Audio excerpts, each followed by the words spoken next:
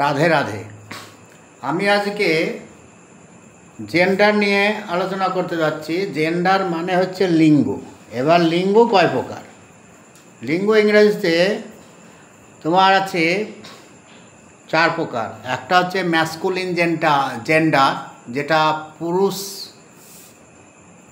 জাতীয় প্রাণীকে বোঝায়। আর একটা হচ্ছে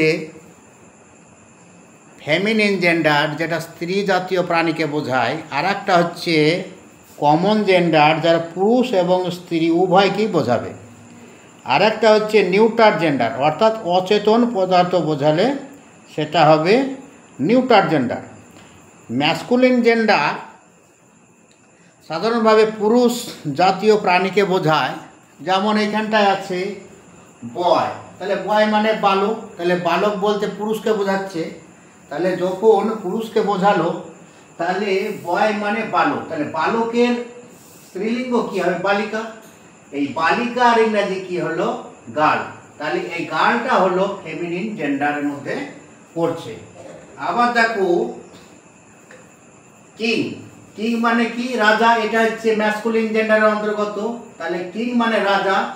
রাজার বিপরীত শব্দ এখানে, তাহলে স্ত্রীলিঙ্গ বাচক শব্দ হবে রানী।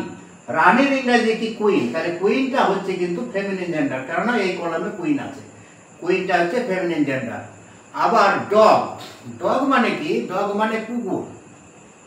কুকুরের তোমার স্ত্রীলিঙ্গ বাচক শব্দ হচ্ছে কুকুরি বলে, বা মাদি কুকুরও বলে। এবার মাদি কুকুর ইংরেজির অর্থ হচ্ছে বিচ। এই বিচ শব্দটা কিন্তু খুব একটা ভালো শব্দ নয়। এই বিচ শব্দটি ইংরেজিতে মূলত মাদি কুকুরকে বোঝায়, এবং তবে এটি খুবই অশালীন এবং অপমানজনকভাবে অসভ্য, রূঢ় বা বিরক্তিকর নারী বোঝাতেও ব্যবহার করা হয়।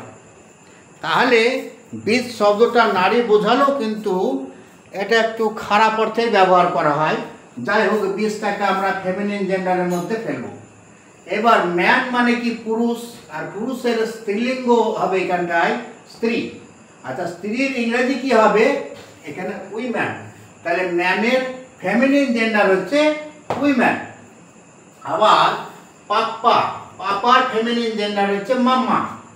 আবার ফক্স, ফক্স মানে হচ্ছে, ফক্সের ফেমিনিন জেন্ডার হচ্ছে ভিক্সেন। আর এখানে ফক্স মানে শিয়াল, আর ভিক্সেন মানে মাদি শিয়াল।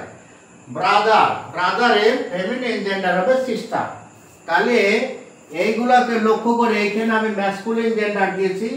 তোমরা সবাই বাড়িতে খাতায় এটা করে দেখো, খুব সহজই হয়ে যাবে। এগুলো মুখস্থ প্রয়োজন আছে। যেগুলো মুখস্থর প্রয়োজন আছে সেগুলো অবশ্যই মুখস্থ করতে হবে, কিন্তু সেই সঙ্গে যখন বাক্যের ব্যাপার আসবে, বাক্য গঠনের ব্যাপার আসবে, সেগুলো কিন্তু আমাদেরকে বুঝতে হবে। আমাদেরকে বুঝতে হবে কেন? যখন আমি একটা বুঝতে পারবো, একটাকে ধরে আমি 100টা সমাধান করতে পারবো। এবার দেখো, যাই হোক, ম্যাসকুলিন জেন্ডার এখানে কক আছে, ককের এখানে ফেমিনিন জেন্ডার লিখবে। কক আছে, সন আছে, স্যার আছে, মেল আছে, হিরো আছে, গড আছে, লায়ন আছে, প্রিন্স আছে, টাইগার আছে, অ্যাক্টর আছে। এগুলো তোমরা খাতায় বসে করবে এবং খুব সহজভাবে করবে। এই সবগুলো মুখস্থ রাখার প্রয়োজন আছে।